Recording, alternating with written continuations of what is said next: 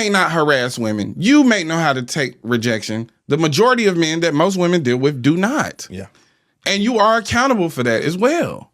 Because I don't got time to figure out which white people are nice, which white people aren't racist, or da-da-da-da-da. I have to go on the actions of the group. Right.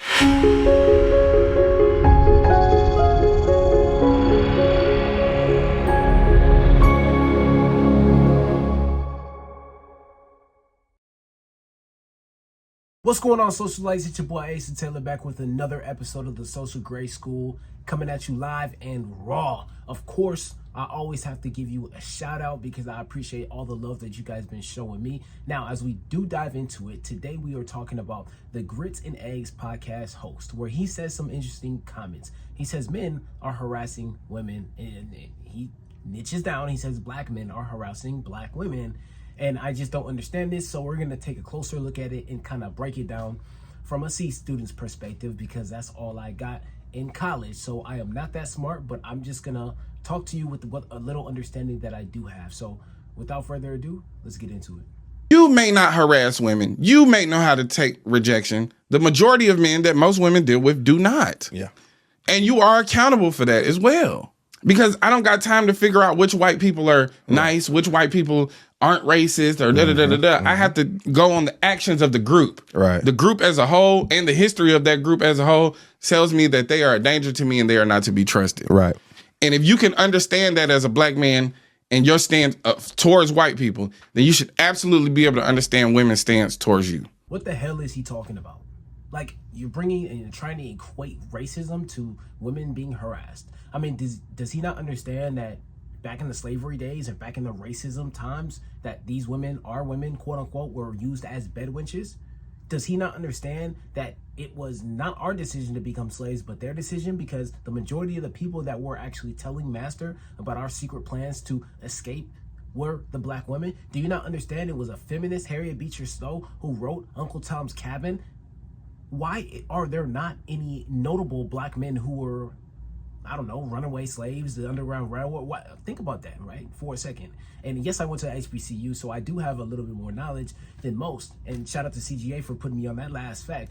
But still, like, historically, they've never been our women. And to say that we're harassing them now when they've required us to make 100K, when they've required us to have the nicest car, when they've required for us to do extravagant things for them, and only for them to just end up being in control and taking the control and our kids and our livelihood away from us, it's disingenuous.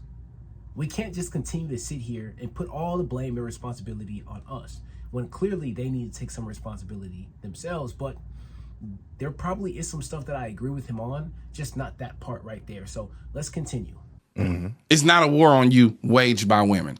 Actually, the war get a little thicker when we start talking about it from the perspective of a woman and the greater society of racism and white supremacy being waged against black people, and then the patriarchal society being waged against women. So they have to deal with two elements. One of those elements we don't have to think about, and honestly, we're perpetuated. And again, it's just like I said before, these women were not our women to begin with. So the fact that they're mentioning that they're oppressed or they're harassed by us is just absolutely baffling to me. It's mind-boggling because, again, from what I know, from what I've read, and from what I've seen, based off of history, historical fact, they have never been oppressed like that. And even now, still today, they are at the front of corporate offices, which is why 106,000 of these women have gotten laid off, which is why now they're complaining about having to get a job in order to be on Section 8. Harassed by us?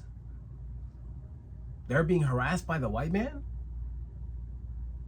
I seriously got to question this guy's sanity, but maybe he just doesn't know. And it's perpetuated against us young to look at women as objects. Right. You know, to look at women only through the lens of a sexual desire and not as the human being that they are. And when you understand how to deal with women on a human level, you understand how much women will enrich your life.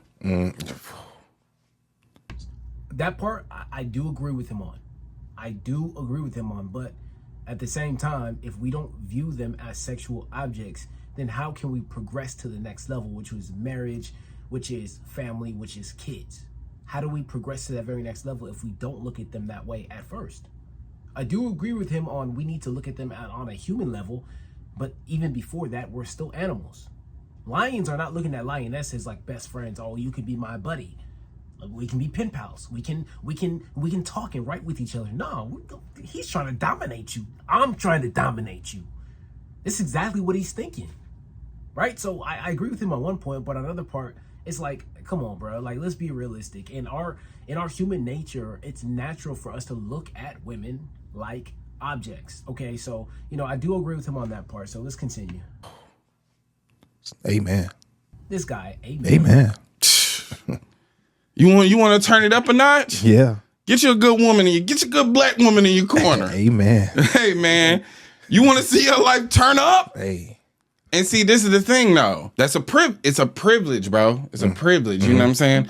We often disregard the power of our black women, the spiritual essence that they're gonna bring to things, the knowing, the seeing. You know what I'm saying?